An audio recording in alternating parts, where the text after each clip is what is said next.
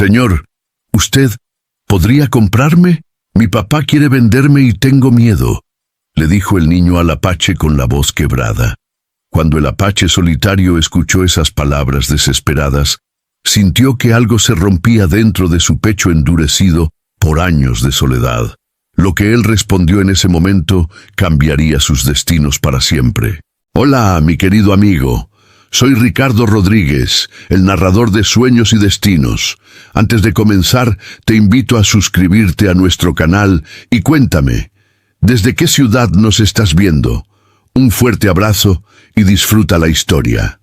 El polvo se levantaba en pequeñas nubes con cada paso descalzo que daba Tomás por las calles de San Bartolo, sus ojos vivos siguiendo el movimiento de las gallinas que picoteaban entre las piedras. A los 9 años, su cuerpo era pequeño y fibroso, curtido por el sol implacable del desierto mexicano, y sus manos ya conocían el peso del trabajo. El niño se detuvo frente a la ventana empolvada de la cantina, presionando la nariz contra el vidrio sucio para escuchar la conversación que se desarrollaba adentro. 3,000 pesos de plata. La voz de Coronado era como el siseo de una serpiente. Te di tiempo, Herrera. 6 meses de tiempo y ahora me debes 3,000 pesos de plata. Plata que usaste para comprar ese whisky aguado que vendes aquí. Tomás vio cómo su padre, Eusebio, temblaba mientras limpiaba un vaso con manos que no podían quedarse quietas. El sudor brillaba en su frente, a pesar de la sombra fresca de la cantina. Ya sé lo que debo, Coronado. Dame otras 2 semanas y... ¿Otras 2 semanas? El forastero se rió, un sonido que hizo que se le erizara la piel a Tomás. ¿Para que te escapes en la noche como un perro sarnoso? No, Herrera. O me pagas ahora, o acepta mi propuesta. Tomás sintió que algo frío se instalaba en su estómago. Se pegó más a la ventana, su respiración empañando el cristal. El muchacho es fuerte, continuó Coronado. Don Macario siempre necesita manos para trabajar en la hacienda. Le pagaría bien por un niño que sepa obedecer. Es mi hijo, murmuró Eusebio, pero su voz sonaba hueca, sin convicción. ¿Tu hijo? Coronado soltó otra carcajada cruel. ¿Cuándo fue la última vez que lo trataste como tal? He visto cómo lo golpeas cuando el trabajo no le sale. He visto cómo duerme en el establo mientras tú gastas el dinero en aguardiente. Tomás se alejó de la ventana como si le hubiera quemado. Sus piernas temblaron y por un momento no pudo respirar. El aire caliente del mediodía se sentía pesado, cargado de polvo y desesperanza. El niño corrió hacia la parte trasera de la cantina, donde su padre guardaba algunas herramientas viejas y sacos de maíz. Se acurrucó entre las sombras, apretando las rodillas contra el pecho. ¿Cuánto pagaría por mí?, susurró a la nada, las palabras saliendo como un gemido ahogado. ¿Cuánto vale un niño que nadie quiere? La conversación continuó adentro, pero Tomás ya no quería escuchar. Sabía lo que vendría después. Su padre saldría con los ojos rojos y lo miraría como si fuera un problema que resolver, no un hijo que proteger. Tal vez le pegaría otra vez, o tal vez simplemente le diría que empacara sus pocas pertenencias. Cuando el sol comenzó a ponerse, pintando el cielo de naranjas y rojos que recordaban el fuego, Tomás tomó su decisión. No esperaría a que lo vendieran como ganado. No se quedaría para escuchar a su padre poner precio a su vida. Se levantó con las piernas entumecidas y caminó hacia el pequeño cuarto donde dormía. Guardó en un morral gastado su única camisa limpia, un pedazo de pan duro y la cantimplora de hojalata que había encontrado tirada junto al pozo. Sus dedos se detuvieron sobre algo envuelto en tela que su madre había escondido entre sus cosas antes de desaparecer. Nunca había sabido qué era, pero lo había guardado todos estos años como un tesoro secreto. La noche trajo consigo el silencio pesado del desierto. Tomás esperó hasta escuchar los ronquidos de su padre. Luego se deslizó hacia afuera como una sombra. Las estrellas brillaban con una intensidad que no había notado desde adentro de la cantina. El aire nocturno le refrescó la piel quemada por el sol y por primera vez en mucho tiempo sintió algo parecido a la esperanza. Comenzó a caminar hacia el norte, siguiendo el sendero polvoriento que llevaba a las colinas rocosas donde su madre solía contarle que vivían los espíritus protectores. No sabía a dónde iba, pero sabía que cualquier lugar sería mejor que quedarse a esperar que lo entregaran a don Macario. Las horas pasaron lentamente. Sus pies descalzos se lastimaron con las piedras afiladas, y pronto la cantimplora se quedó vacía. El niño siguió caminando, impulsado por una determinación que no sabía que poseía.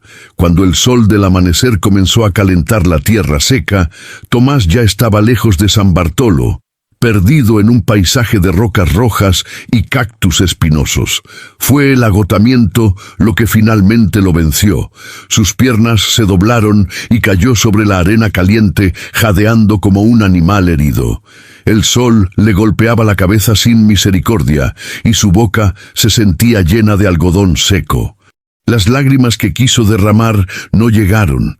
Su cuerpo no tenía agua que desperdiciar.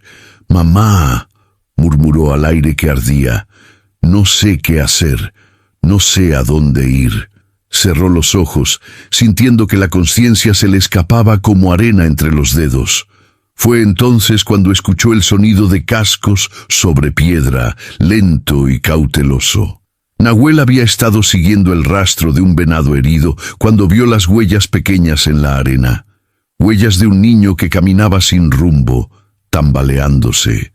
Su instinto de guerrero se activó inmediatamente. Podría ser una trampa de los soldados mexicanos, que a veces usaban niños como señuelo para atraer a los apaches a emboscadas. Se acercó con precaución, su mano descansando sobre el mango del cuchillo que llevaba en el cinto. Pero cuando vio la figura pequeña e inmóvil tirada sobre la arena, algo en su interior se removió. Era solo un niño, claramente solo y en graves problemas. Desmontó de su caballo y se arrodilló junto a Tomás. El niño estaba inconsciente, su piel enrojecida por el sol del desierto, los labios partidos y sangrando. Nahuel puso una mano sobre la frente del pequeño y sintió el calor de la fiebre del desierto.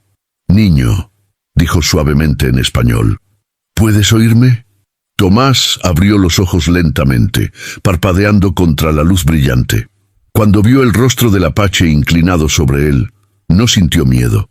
Los ojos de Nahuel eran oscuros y profundos, pero en ellos había algo que el niño reconoció, la soledad de alguien que también había estado perdido.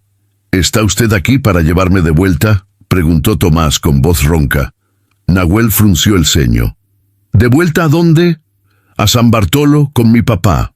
El niño trató de incorporarse, pero las fuerzas le fallaron. Él quiere venderme a un hombre llamado don Macario». Las palabras golpearon a Nahuel como un puño en el estómago. Conocía ese nombre.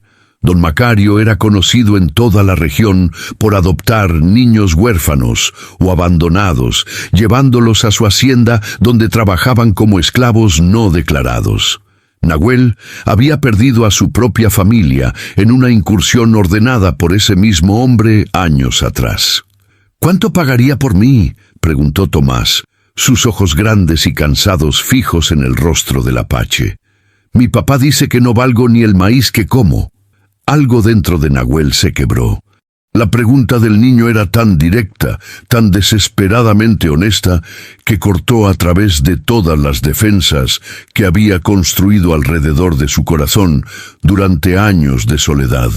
Sin decir una palabra, levantó a Tomás en sus brazos. El niño pesaba casi nada, como un pájaro herido. Nahuel lo acomodó en su caballo y montó detrás de él, sosteniendo las riendas con una mano y al niño con la otra. «No tienes precio», murmuró finalmente, «porque no eres algo que se pueda comprar o vender».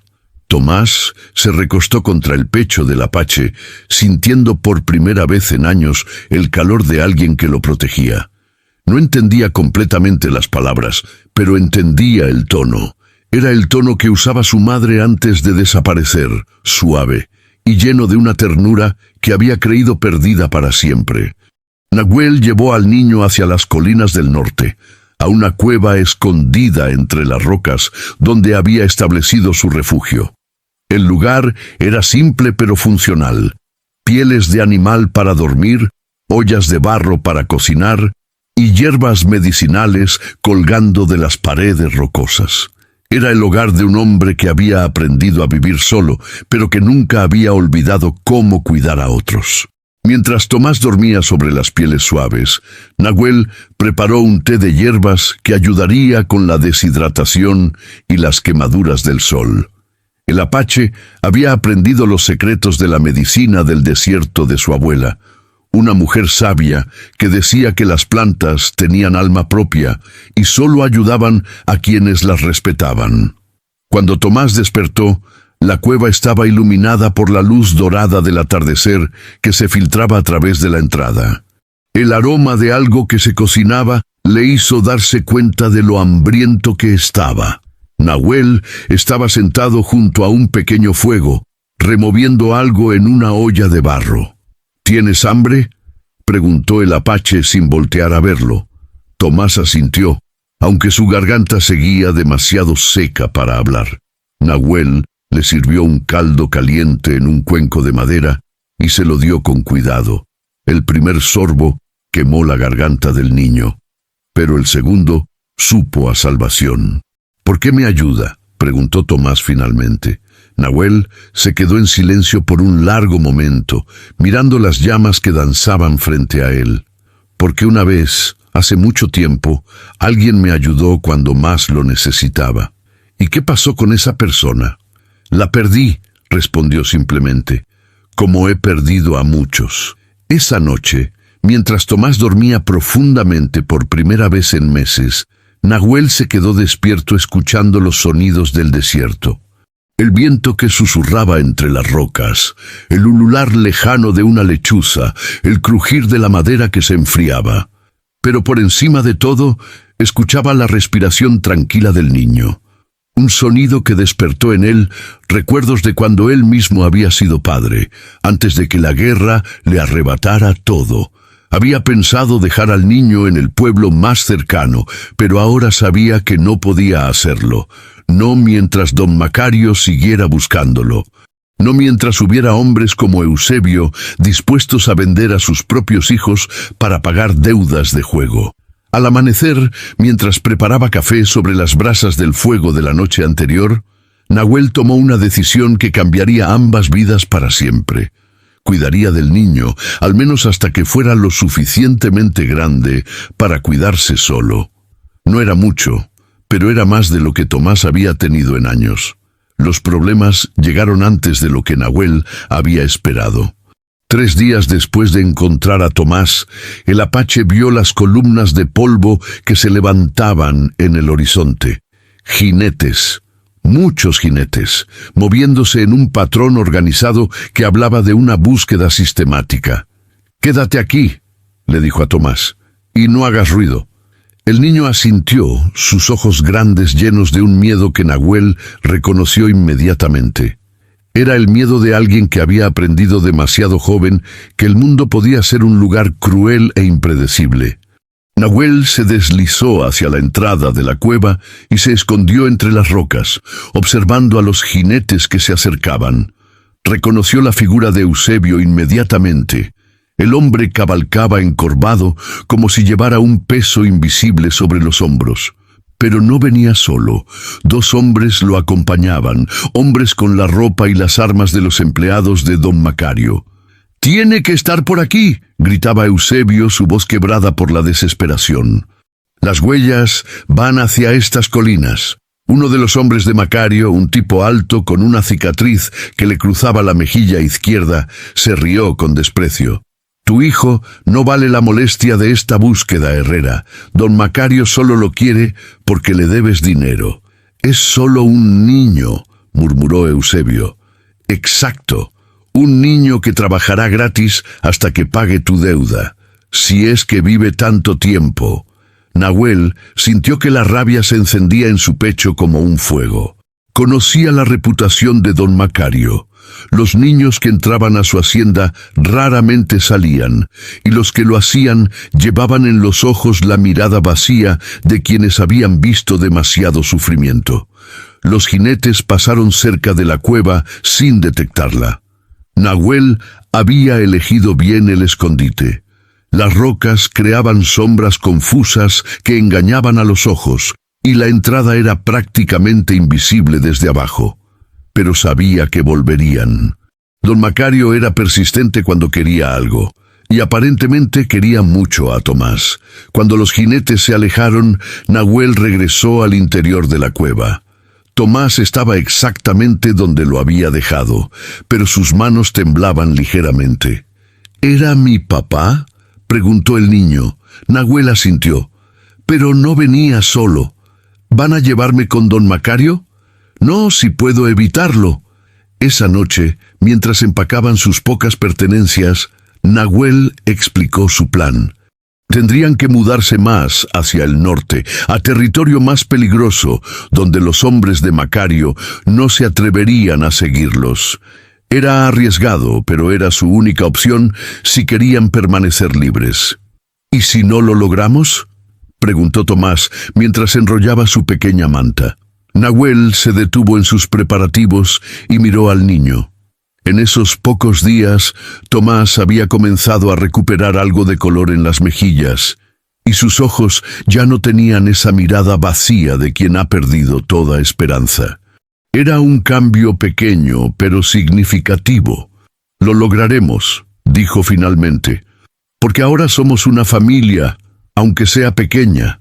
Era la primera vez que Nahuel usaba esa palabra desde la muerte de su propia familia años atrás. La palabra se sintió extraña en su lengua, pero también extrañamente correcta. Salieron de la cueva antes del amanecer, moviéndose como sombras a través del paisaje rocoso. Nahuel conocía estas tierras como la palma de su mano. Había sido su refugio durante años de exilio de su propia tribu.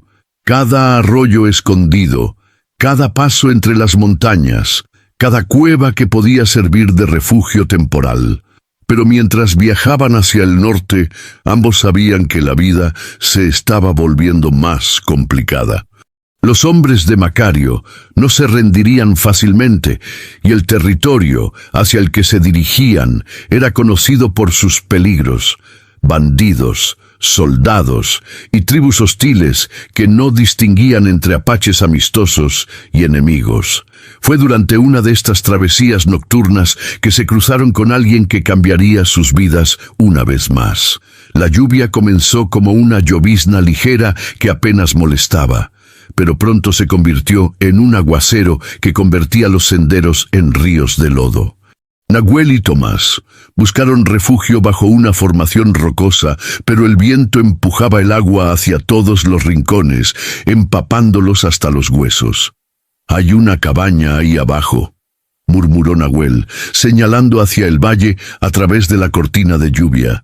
«Pero no sé quién vive ahí». Tomás tiritaba violentamente, sus labios azules por el frío. La fiebre que había combatido días antes amenazaba con regresar, y Nahuel sabía que necesitaban calor y refugio pronto. Decidieron arriesgarse. La cabaña era pequeña pero sólida, construida con adobe y madera que había resistido muchas tormentas. La luz amarilla que se filtraba por las ventanas prometía calor y seguridad. Nahuel se acercó con precaución, Tomás colgado de su espalda como un bulto empapado. Antes de que pudiera tocar la puerta, ésta se abrió.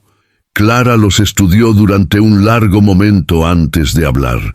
Era una mujer de unos 27 años, con la piel morena de quienes tenían sangre indígena y los ojos verdes que hablaban de ascendencia europea. Su cabello negro estaba trenzado con pequeñas cuentas que tintineaban suavemente cuando movía la cabeza.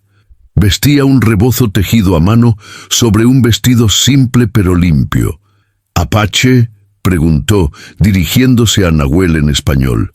Él asintió. preparándose para que les cerrara la puerta en la cara. En cambio, la mujer se hizo a un lado. «Entren antes de que se mueran de frío». El interior de la cabaña era acogedor y ordenado. Un fuego ardía en la chimenea de piedra y el aroma de hierbas medicinales impregnaba el aire. Clara era claramente una curandera. Las paredes estaban cubiertas de estantes llenos de frascos de vidrio con plantas secas, raíces y ungüentos de colores variados. «El niño está enfermo», dijo Clara, no como pregunta, sino como afirmación. Tocó la frente de Tomás con dedos expertos. «Fiebre del desierto. He visto muchos casos». Sin esperar respuesta, comenzó a preparar una infusión con hojas que tomó de varios frascos. Sus movimientos eran precisos, seguros, como los de alguien que había curado muchas fiebres similares.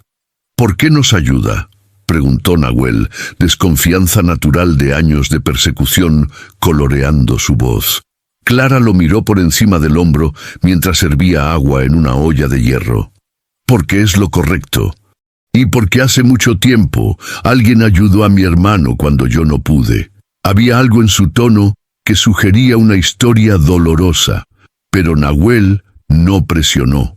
Conocía el valor del silencio y los secretos que la gente guardaba para protegerse. Esa noche, mientras Tomás dormía envuelto en mantas secas junto al fuego, Clara y Nahuel se sentaron a la mesa de madera gastada a beber té de hierbas. La lluvia seguía golpeando el techo, pero adentro todo era calor y quietud. «¿Cómo te llamas?», preguntó Clara. «Nahuel». «¿Y el niño?». «Tomás. No es mi hijo de sangre, pero los hijos del corazón a veces son más fuertes que los de la sangre», completó Clara suavemente. Nahuel la estudió con curiosidad. «Hablas como alguien que sabe.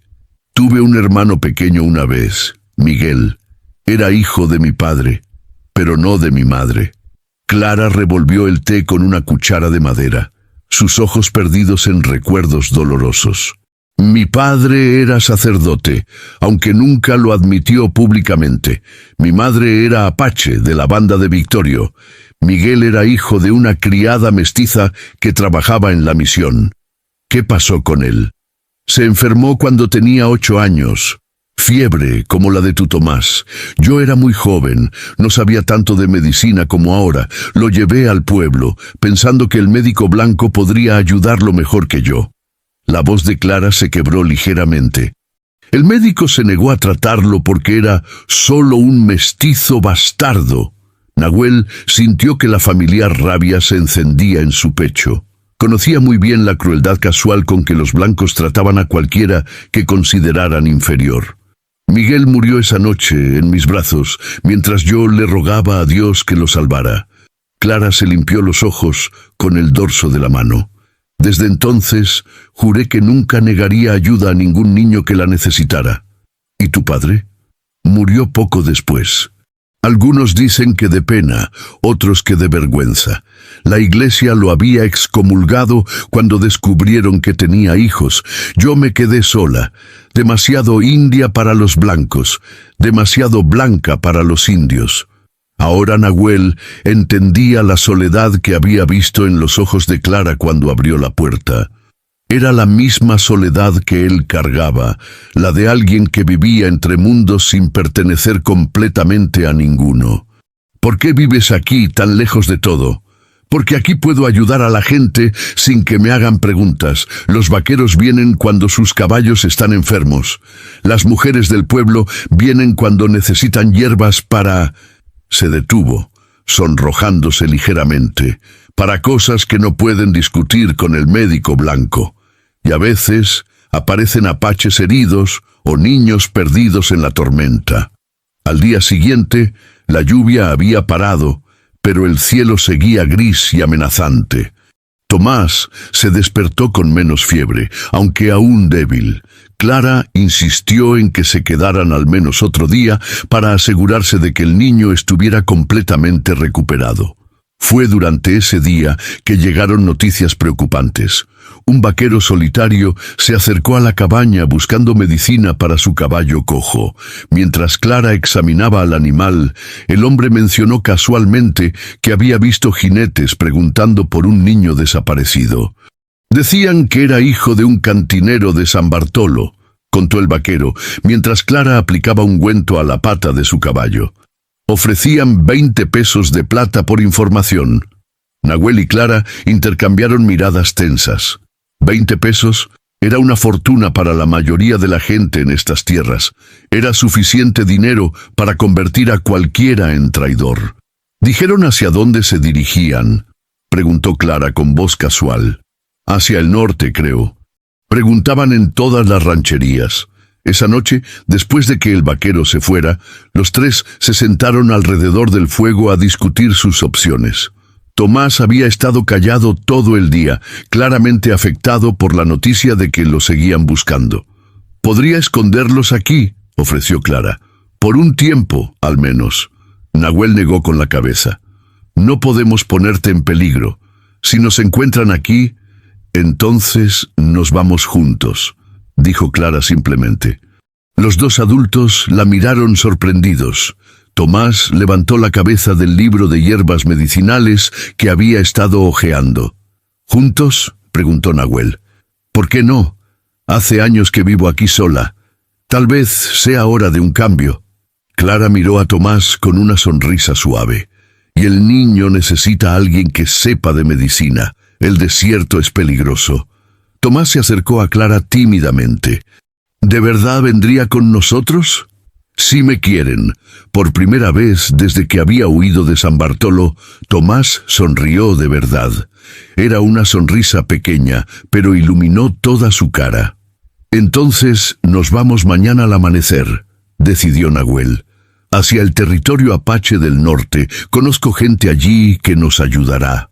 Esa noche, mientras empacaban las cosas esenciales, Clara le enseñó a Tomás cómo preparar té de manzanilla para los nervios.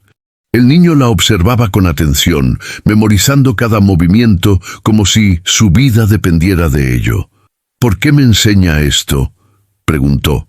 «Porque el conocimiento es poder», respondió Clara. «Y un niño que sabe cuidarse a sí mismo nunca estará completamente perdido». Mientras tanto, Nahuel afilaba sus cuchillos y limpiaba su rifle, preparándose para los peligros que los esperaban. Pero por primera vez en años no se sentía solo frente a esos peligros. Tenían una familia ahora, extraña y fragmentada pero real.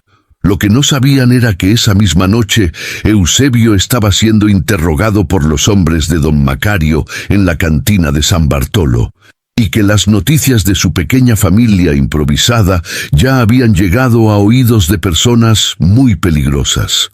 La aldea apache apareció al amanecer como un espejismo entre las rocas rojas, pero cuando se acercaron, Nahuel supo inmediatamente que algo estaba terriblemente mal. No había humo de las fogatas matutinas, no se escuchaban voces ni el llanto de niños pequeños, solo silencio. Las ruinas aún humeaban, casas de adobe parcialmente derrumbadas, corrales vacíos, enseres domésticos esparcidos por el suelo como si sus dueños hubieran huido en pánico, o como si los hubieran obligado a huir. «Soldados», murmuró Nahuel, leyendo las señales que otros habrían pasado por alto. «Estuvieron aquí hace menos de 3 días». Clara mantenía a Tomás cerca de ella, protegiendo sus ojos de lo peor de la destrucción. Pero el niño había visto demasiado sufrimiento en sus cortos años para sorprenderse completamente. Fue entre los escombros de lo que había sido la casa del jefe donde encontraron a Águila Vieja. El anciano apache estaba recostado contra una pared de adobe agrietada, una herida en el costado que había dejado de sangrar. Sus ojos se iluminaron débilmente cuando reconoció a Nahuel. «Hermano Lobo», susurró en apache, usando el nombre que la tribu le había dado a Nahuel años atrás. Pensé que también te habían matado». Nahuel se arrodilló junto al anciano mientras Clara se acercaba con su bolsa de medicinas, pero un solo vistazo le bastó para saber que las hierbas no podrían ayudar esta vez. ¿Qué pasó aquí?, preguntó Nahuel.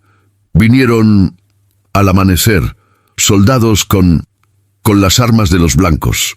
Decían que buscaban apaches renegados. Águila Vieja tosió, manchando de sangre su camisa desgarrada. Pero yo sé la verdad. Vinieron por las tierras. ¿Qué tierras? El anciano dirigió su mirada hacia Tomás, que se había acercado a pesar de los esfuerzos de Clara por mantenerlo alejado. El niño es el que buscan. ¿Cómo sabes? Macario estuvo aquí hace una semana. Ofreció dinero por información sobre ti y el niño. Los ojos de Águila Vieja se fijaron en Tomás con una intensidad que hizo que el niño se sintiera incómodo. Pero no es solo por el dinero que lo quiere. ¿Qué quieres decir? Con manos temblorosas, Águila Vieja sacó algo de entre los pliegues de su camisa. Era un mapa, dibujado a mano en piel de venado, mostrando las montañas y valles de la región. Pero no era un mapa ordinario.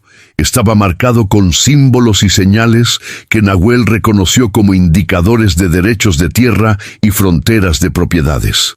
Las tierras de Macario no son realmente suyas, susurró el anciano. Las robó hace años, cuando los padres del niño murieron. Tomás se acercó más, sus ojos grandes fijos en el mapa. ¿Mis padres? Tu madre no era solo una criada india como te dijeron. Era la heredera legítima de estas tierras. Se casó con un español en secreto. Tú eres el heredero legal. Clara sintió que el mundo se tambaleaba a su alrededor. Reconocía algunos de los nombres en el mapa, lugares donde su padre había oficiado misas, donde había bendecido matrimonios en secreto para parejas que la sociedad no aceptaba. ¿Mi padre sabía esto?, preguntó, más para sí misma que para los demás. Águila Vieja la miró con ojos que se nublaban rápidamente. Tu padre ofició el matrimonio. Guardó los documentos. Están en la misión abandonada de San José, en el campanario. El anciano murió antes de poder decir más, sus últimas palabras ahogándose en un suspiro que sonó como el viento entre las rocas. Los tres se quedaron en silencio por un largo momento, procesando lo que habían escuchado. Tomás se veía perdido y confundido, como si las palabras del anciano hubieran sido en un idioma extranjero. ¿Qué significa eso?, preguntó finalmente. ¿Qué significa que mis padres se casaron en secreto? Clara se arrodilló frente a él, tomando sus pequeñas manos en las suyas. Significa que eres mucho más importante de lo que pensabas, y que hay gente muy poderosa que no quiere que descubras quién eres realmente. Nahuel estudió el mapa con atención, memorizando cada detalle. Tenemos que llegar a esa misión antes que Macario. Si estos documentos existen, son la única prueba de que las tierras no le pertenecen. ¿Y si no existen?, preguntó Clara. Entonces seguimos corriendo, respondió Nahuel simplemente. Pero al menos sabremos la verdad. Esa noche acamparon en las ruinas de la aldea, honrando a los muertos con una pequeña ceremonia que Nahuel había aprendido de su abuela. Clara preparó comida con las pocas provisiones que habían encontrado entre los escombros, mientras Tomás ayudaba recogiendo leña seca. Mientras comían alrededor del pequeño fuego, Clara contó a Tomás lo que sabía sobre su padre, el sacerdote Francisco Hernández. Era un hombre bueno, dijo, pero vivía en una época donde ser bueno a veces significaba romper las reglas. Ayudaba a gente que la iglesia oficial había abandonado. Casaba a parejas mixtas, bautizaba niños que otros sacerdotes rechazaban. ¿Como yo?, preguntó Tomás. Exactamente como tú. ¿Por qué nunca me dijeron la verdad? Nahuel dejó de alimentar el fuego y miró al niño. Porque la verdad es peligrosa cuando hay dinero involucrado. Tu padre, Eusebio, probablemente ni siquiera sabe quién eres realmente. Macario se aseguró de eso. Esa noche, mientras Tomás dormía envuelto en mantas junto al fuego que se extinguía, Clara y Nahuel planearon su siguiente movimiento. La misión de San José estaba a 2 días de viaje hacia el este, pero el camino pasaba por territorio controlado por Macario. «Será peligroso», murmuró Nahuel. «Todo ha sido peligroso desde que comenzó esta historia», respondió Clara. «Al menos ahora sabemos por qué». Lo que no sabían era que esa misma noche, en su hacienda fortificada, don Macario estaba estudiando su propia copia del mismo mapa y que ya había enviado a sus mejores hombres hacia la misión de San José. La carrera por los documentos que podrían cambiar el destino de Tomás había comenzado. La misión de San José se alzaba contra el cielo gris del amanecer como un fantasma de piedra y adobe. Sus paredes, una vez blancas, ahora estaban manchadas por años de lluvia y viento del desierto. Las vigas de madera del techo se habían pandado y en algunos lugares habían cedido completamente, dejando huecos por donde se filtraba la luz. Clara sintió un nudo en el estómago al ver el lugar donde su padre había pasado los últimos años de su vida. Podía imaginarlo caminando por esos pasillos silenciosos, celebrando misas para congregaciones que disminuían cada mes, hasta que finalmente se quedó solo con sus dudas y sus pecados. «¿Estamos seguros de que los documentos están aquí?», preguntó Tomás, su voz apenas un susurro en el aire matutino. Nahuel estudió los alrededores con ojos expertos. No había señales recientes de visitantes, pero eso no significaba que estuvieran solos. «Solo hay una manera de saberlo». Entraron por lo que había sido la puerta principal, ahora solo un arco de piedra sin la pesada madera que una vez lo había cerrado. El interior de la misión era un laberinto de habitaciones conectadas por pasillos estrechos. Palomas habían hecho nidos en las vigas expuestas, y sus arrullos creaban un eco fantasmal en los espacios vacíos. Clara los guió hacia el campanario, recordando los cuentos que su padre le había contado sobre el lugar secreto donde guardaba los documentos más importantes. La escalera de madera que llevaba a la torre estaba parcialmente podrida, y cada escalón crujía amenazadoramente bajo su peso. «Dejé algo aquí», murmuró Clara cuando llegaron a la pequeña habitación en la parte superior de la torre. «Algo que mi padre me pidió que guardara antes de morir». En un rincón, escondida detrás de una viga suelta, encontró una caja de metal oxidado. Adentro, envueltos en cuero encerado para protegerlos de la humedad, estaban los documentos que cambiarían todo. El certificado de matrimonio de los padres de Tomás era el primero. Escrito en la letra cuidadosa del padre Hernández, declaraba la unión de María Esperanza Álvarez y Fernando Herrera ante Dios, con fecha de 15 años atrás. Pero era el segundo documento el que hizo que Clara perdiera el aliento. «Es un testamento», murmuró, leyendo las palabras descoloridas. «Tu madre dejó todas sus propiedades a su hijo legítimo, nacido del matrimonio bendecido por la iglesia». Tomás miraba los papeles como si fueran objetos mágicos. «Eso significa que eres el dueño legal de las tierras que Macario ha estado usando como suyas», terminó Nahuel. «Y significa que él lo sabe». Un ruido en la planta baja los hizo callar inmediatamente. Pasos pesados, botas de cuero sobre piedra, voces masculinas que hablaban en tonos bajos pero urgentes. Nahuel se acercó cautelosamente a la ventana del campanario y miró hacia abajo. Su corazón se hundió al ver los caballos atados a los postes que aún se mantenían en pie en el patio de la misión. Reconoció inmediatamente la montura ornamentada de don Macario. «Están aquí», susurró. Clara guardó rápidamente los documentos en su bolsa de medicina, envueltos entre las hierbas y ungüentos que siempre llevaba consigo. Si los encontraban, esperaba que los hombres de Macario no pensaran en revisar entre las medicinas de una curandera. «¿Hay otra salida?», preguntó Nahuel. Clara negó con la cabeza. La única manera de bajar del campanario era por la misma escalera por la que habían subido y ya podían escuchar pasos acercándose. Fue entonces cuando Tomás hizo algo que sorprendió a ambos adultos. En lugar de aterrorizarse como esperaban, el niño se enderezó y caminó hacia la escalera. «¿Qué haces?», susurró Clara, tratando de detenerlo.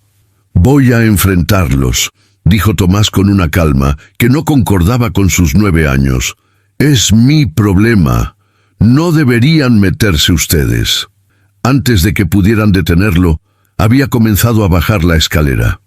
Nahuel y Clara intercambiaron miradas desesperadas antes de seguirlo.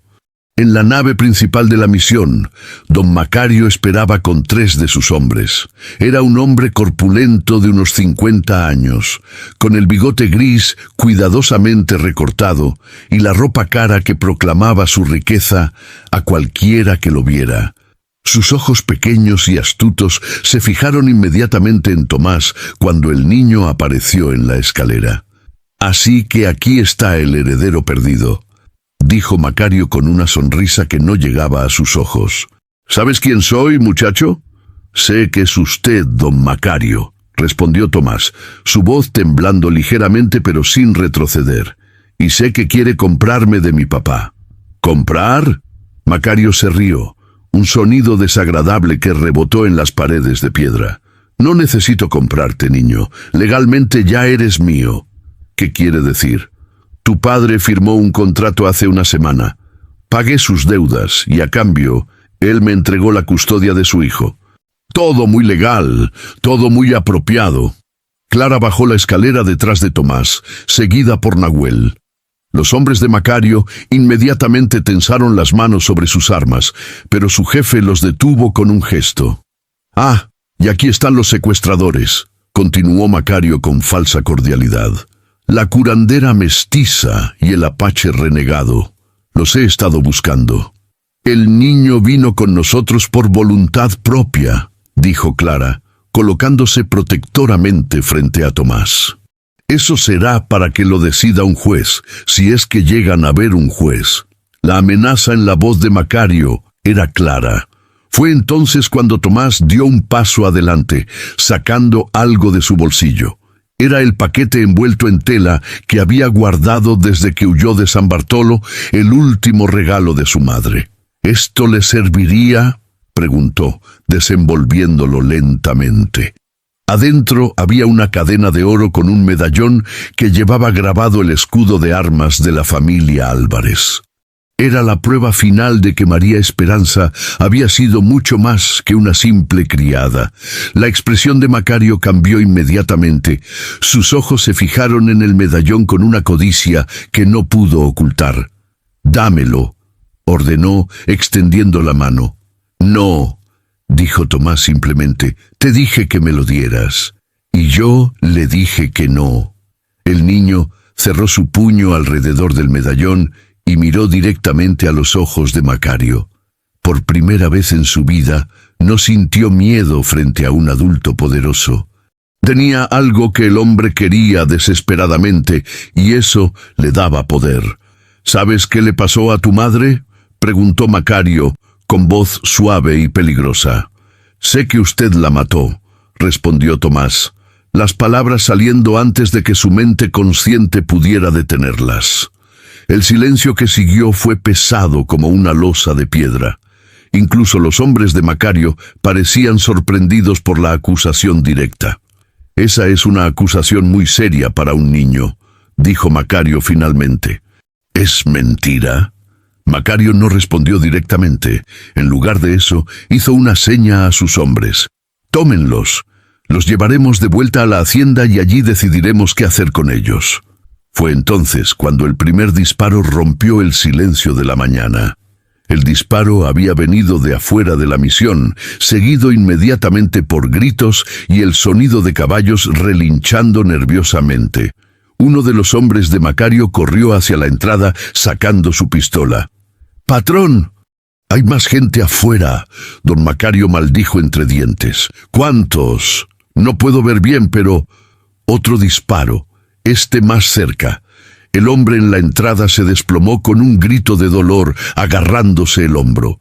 «¡Todo el mundo al suelo!», gritó Nahuel, empujando a Tomás y Clara detrás de lo que quedaba del altar de piedra. A través de la entrada abierta de la misión apareció una figura que hizo que Clara sintiera que el corazón se le detenía. Era un hombre mayor, de unos 60 años, vestido con la sotana franciscana, pero llevando un rifle con la familiaridad de alguien que sabía usarlo. Su rostro arrugado y bondadoso no mostraba amenaza alguna, pero había determinación en sus ojos grises. «Padre Clemente», murmuró Clara, reconociendo al hombre que había sido compañero y confesor de su padre durante años. El sacerdote entró a la misión con paso firme, ignorando las armas que los hombres restantes de Macario apuntaban hacia él. Detrás de él venían 2 vaqueros que Clara no reconoció, pero que claramente estaban del lado del padre. «Buenos días, don Macario», dijo el padre Clemente con voz serena. «No esperaba encontrarlo aquí». «Padre», respondió Macario con voz tensa, «esto no es asunto de la iglesia. Todo lo que tiene que ver con los documentos de matrimonio que ofició mi difunto hermano Francisco es asunto de la iglesia», replicó el padre, «especialmente cuando esos documentos prueban que usted ha estado robando tierras que no le pertenecen». Macario palideció. «No sé de qué documentos habla». «¿No?», el padre Clemente sonrió suavemente. «Entonces, ¿no le importará que Clara Hernández los entregue a las autoridades competentes?» Todos los ojos se volvieron hacia Clara, que seguía escondida detrás del altar con Tomás y Nahuel. Lentamente se incorporó, manteniendo la bolsa de medicinas pegada a su pecho. «Padre Clemente», dijo con voz temblorosa, «¿cómo sabía que estábamos aquí?» «Porque tu padre me contó dónde había escondido los documentos antes de morir. Y porque he estado esperando durante años que alguien viniera a buscarlos». El anciano sacerdote miró a Tomás con ojos llenos de compasión. «Cuando me enteré de que el hijo de María Esperanza había desaparecido, supe que finalmente había llegado el momento». «Ese niño es legalmente mío», insistió Macario, pero su voz había perdido parte de su autoridad anterior. «¿Basándose en qué ley?», preguntó el padre Clemente. «¿En el contrato que le hizo firmar a un borracho desesperado? ¿Un contrato para vender a un niño que ni siquiera es su hijo biológico? ¿Qué quiere decir?». La voz de Tomás se alzó desde detrás del altar. El padre Clemente se acercó lentamente, manteniendo las manos visibles para mostrar que no era una amenaza. «Quiero decir, hijo mío, que Eusebio nunca fue tu padre verdadero. Tu padre fue Fernando Herrera, un hombre bueno que murió defendiendo las tierras que legalmente le pertenecían a tu madre». «¿Mi padre murió? ¿No se fue como dijo Eusebio?» «Eusebio te mintió, porque Macario le pagó para hacerlo. Tu verdadero padre murió cuando tú tenías apenas 2 años, tratando de proteger a tu madre de los hombres que Macario envió para quitarle las tierras». Clara sintió que las piernas le temblaban. Los secretos que su padre había guardado durante años finalmente salían a la luz, y cada revelación era como una bofetada. «Y tu madre», continuó el padre Clemente, «no desapareció como te dijeron. Fue asesinada por orden de Macario cuando se negó a firmar los documentos que le habrían dado a él control legal de las tierras». «¡Eso es mentira!», gritó Macario, pero el sudor que brillaba en su frente contradecía sus palabras. «¿Es mentira?». El padre Clemente sacó un pequeño libro de su sotana. «Porque tengo aquí el diario de tu madre, donde describía las amenazas que recibía. Y tengo testimonios de 3 testigos que vieron a tus hombres llevársela esa noche». Tomás salió de detrás del altar con los ojos llenos de lágrimas, pero también de una furia que nunca había sentido antes. «¿Usted mató a mi mamá y a mi papá?». Macario miró alrededor desesperadamente, como un animal acorralado. Sus hombres restantes parecían menos seguros de su lealtad con cada palabra que pronunciaba el padre Clemente. «No pueden probar nada», murmuró. En realidad sí podemos, dijo Clara, sacando finalmente los documentos de su bolsa. Tenemos el certificado de matrimonio, el testamento de María Esperanza y ahora el testimonio del padre Clemente. Y tienen algo más, añadió el sacerdote con una sonrisa grim. Tienen a Eusebio. ¿Qué quiere decir? Anoche Eusebio vino a buscarme. Estaba borracho y culpable, y finalmente decidió confesar la verdad. Me contó todo, cómo Macario lo pagó para que se hiciera pasar por el padre de Tomás, cómo lo amenazó para que mantuviera el secreto, cómo lo obligó a firmar el contrato de custodia. Macario palideció completamente. Eusebio es un borracho. Nadie creerá su palabra. Tal vez no, admitió el padre Clemente. Pero combinen su testimonio con estos documentos, más los testimonios de los testigos, y creo que tendrán un caso muy sólido. Uno de los hombres de Macario, el que se había mantenido más alejado durante toda la confrontación, de repente bajó su arma. «Patrón», dijo con voz cautelosa, «tal vez deberíamos irnos. Esto se está poniendo feo». «No nos vamos sin el niño», rugió Macario. «Sí, se van», dijo una nueva voz desde la entrada. Todos se voltearon para ver a Eusebio parado en el umbral, sosteniendo un rifle viejo pero funcional. Estaba más sobrio de lo que Tomás lo había visto en años, y había una determinación en sus ojos que el niño no reconocía. «Eusebio», murmuró Macario, «¿qué haces aquí?» «Vengo a hacer lo que debí haber hecho hace años», respondió el hombre que había criado a Tomás. Se acercó lentamente al niño sin dejar de apuntar a Macario. «Vengo a pedirle perdón a este muchacho por todo el daño que le he hecho». Tomás lo miró con una mezcla de confusión y dolor. «¿Usted sabía? ¿Sabía todo el tiempo que no era mi papá?» «Lo sabía», admitió Eusebio con voz quebrada. «Y me odio por ello. Macario me pagó para que me hiciera pasar por tu padre, pero también me amenazó. Dijo que si no obedecía, te haría daño a ti. Pero me pegaba. Me trataba como si me odiara, porque así era más fácil». Las lágrimas corrían por las mejillas sucias de Eusebio. «Si te trataba mal, si te hacía creer que no valías nada, entonces cuando llegara el momento de entregarte a Macario, sería menos doloroso para los dos». «Pero dolió de todas formas», murmuró Tomás. «Lo sé, y lo siento más de lo que puedes imaginar». Macario aprovechó la distracción emocional para hacer un movimiento desesperado. Se abalanzó hacia Tomás, claramente planeando usarlo como escudo humano, pero no había contado con la velocidad de Nahuel. El apache se movió como un relámpago, interceptando a Macario antes de que pudiera alcanzar al niño. Los dos hombres cayeron al suelo, luchando por el control. Era una pelea desigual. Macario estaba acostumbrado a que otros pelearan por él, mientras que Nahuel había sobrevivido años de guerra. Cuando el polvo se asentó, Nahuel tenía a Macario inmovilizado en el suelo, un cuchillo presionado contra su garganta. «Ya se acabó», dijo simplemente. Y tenía razón.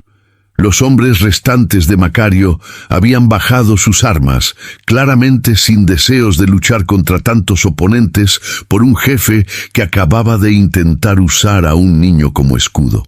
«¿Qué hacemos con él?», preguntó Clara. El padre Clemente se acercó a Macario, que seguía respirando pesadamente en el suelo. «Lo llevamos ante el juez en Santa Fe. Con toda la evidencia que tenemos, pasará muchos años en prisión». «¿Y las tierras?», preguntó Tomás. «Son tuyas», respondió el padre. «Legalmente, siempre fueron tuyas». Tomás miró a su alrededor, a Clara, que lo había cuidado como una madre, a Nahuel, que lo había protegido como un padre, a Eusebio, que finalmente había encontrado el coraje para hacer lo correcto, y al padre Clemente, que había guardado los secretos de su familia durante años esperando este momento. «¿Qué voy a hacer con tantas tierras?», preguntó finalmente. Clara se arrodilló frente a él, tomando sus pequeñas manos en las suyas. «Vas a hacer lo que tu madre habría querido que hicieras. Vas a convertirlas en un lugar donde la gente como nosotros pueda vivir en paz». «¿La gente como nosotros?», los que no pertenecen completamente a ningún lugar, los mestizos, los apaches, los niños sin familia, los que el mundo ha olvidado. Nahuel se acercó y puso una mano en el hombro de Tomás. ¿Te gustaría eso? Tomás asintió lentamente, una sonrisa comenzando a formarse en su rostro por primera vez en mucho tiempo. «Ustedes se quedarían conmigo. No nos iríamos a ningún lado», prometió Clara. «Ni aunque nos pagues», añadió Nahuel con una sonrisa rara pero genuina. Y por primera vez en su vida, Tomás supo exactamente cuánto valía. No en pesos de plata ni en trabajo forzado, sino en amor, en familia, en pertenecer a algún lugar. Mientras salían de la misión abandonada, llevando a Macario prisionero y con los documentos que cambiarían todo, Tomás se detuvo una última vez. «¿Nahuel?», preguntó. «¿Sí? ¿Cuánto pagaría por mí ahora?». El apache lo miró por un largo momento, luego se agachó hasta quedar a la altura de los ojos del niño. «No hay suficiente dinero en todo México», dijo finalmente, «porque hay cosas que no se pueden comprar, y tú eres una de ellas». Tomás asintió, satisfecho con la respuesta. Mientras caminaban hacia sus caballos bajo el sol de la mañana, ya no era un niño perdido huyendo de quienes querían comprarlo. Era Tomás Herrera, heredero legítimo de las tierras de su madre, protegido por una familia que había elegido, no por sangre, sino por amor. Y eso, decidió, valía más que todo el oro de las minas de don Macario. 6 meses después, en el valle que había pertenecido a la familia de María Esperanza, se alzaba una pequeña comunidad diferente a cualquier otra en la región. Casas de adobe construidas por manos de vaqueros mestizos, apaches que habían perdido sus tribus, y familias que no tenían otro lugar a donde ir. Tomás, ahora de 10 años, había crecido varios centímetros y ganado peso suficiente para que ya no se le vieran las costillas. Cada mañana ayudaba a Clara con el jardín de hierbas medicinales que había plantado detrás de la casa principal. Cada tarde, Nahuel le enseñaba a montar a caballo y a leer las señales del desierto. Y cada noche, antes de dormir, Tomás ponía pequeñas piedras sobre la tierra recién plantada, marcando el crecimiento de las cosas que había aprendido a valorar: familia, hogar, pertenencia. «¿Y ahora?», preguntó una noche, mirando las estrellas que brillaban sobre su valle. «¿Cuánto pagaría por mí?». Nahuel, sentado junto a él en el porche de la casa que habían construido juntos, no respondió con palabras. En lugar de eso, puso un brazo alrededor de los hombros del niño y lo abrazó firmemente, y Tomás supo que finalmente había encontrado su respuesta.